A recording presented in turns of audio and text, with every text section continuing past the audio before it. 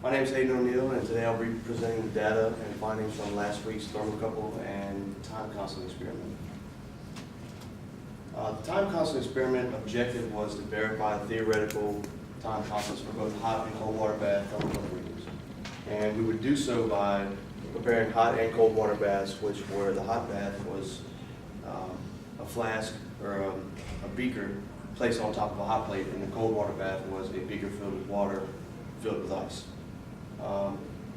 Then we would calibrate the thermocouple by just holding the thermocouple in air and verifying that it achieves normal air temperature readings. And then we would begin the experiment by inserting and removing the thermocouple until equilibrium temperatures were achieved. Then we would analyze its temperature in Excel. This was basic pictures of the basic setup of our experiment. On the left we have our thermocouple, and on the far right we have our flask with the thermocouple inserted, and that was how we achieved these temperatures for the ice water bath. There were some safety considerations to consider with the hot temperature bath. With hot temperatures in glass, you really want to be sure to wear appropriate eyewear and gloves so that you don't burn yourself or the glass breaks in your eye. So what exactly is a thermocouple? It's a basic temperature measuring device that utilizes two dissimilar metals to get a differential voltage between them, which that voltage can be translated to a temperature reading. We used a type K thermocouple, which was able to read temperatures from 0 to 200 degrees Celsius. And those temperatures, for a type K thermocouple, you could only use those temperatures because of the sheeting material that it used. They're cheap, simple, and durable, and used widely throughout the industry.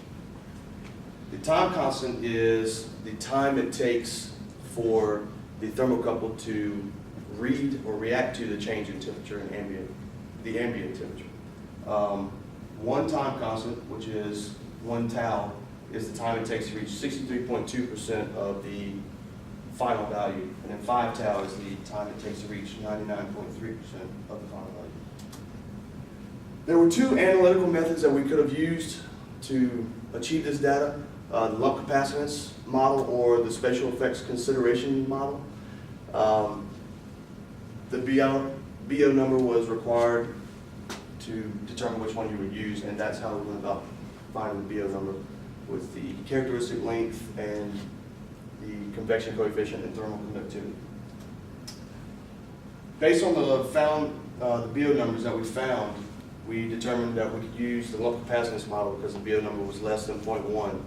So this is the simplest model that there is, which is good for us, and it neglects spatial considerations so that there's no temperature gradients within your specimen that you're measuring. Also, temperature is a function of time only with that model. And we reduced the data based on the conduction-convection relation, where we manipulated it, integrated with respect to temperature and time, and then we were able to find the normalized temperature here and relate that to the time constant tau, which is given there. So that's how we deduce our data in Excel. For the ice bath insertion data, which was the experiment I did personally, the top graph here you can see is a relation of temperature versus time. And below that we have the normalized insertion temp versus time. And these two graphs are clearly very similar since initially upon insertion the temperature is decreasing rapidly. And the normalized temperature should never go above 1 or below 0. And when you have decreasing temperature, the normalized graph and the actual temperature curve should agree with each other. They should look very similar. The natural log of normalized insertion temp versus time we plotted, and we found a trend line in order to get the time constant, the experimental time constant. And we found this experimental time constant by taking the inverse of the slope found with the trend line, and we found that it was 6.4 seconds upon insertion, which is not bad. For the removal, we see that the actual temperature versus time and the normalized temperature versus time are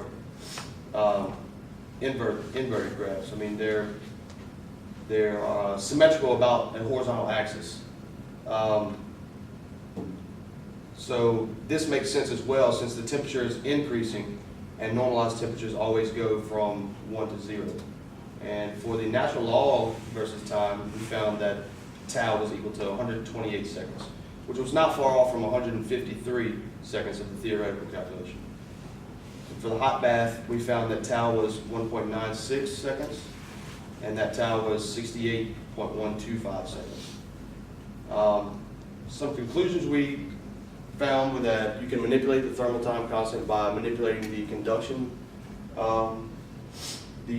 coefficient, or the density of the material, or the thermocouple itself, the geometry of the thermocouple. And we determined that we should have recorded more data in order to get more accurate readings. And there's our references. Thanks.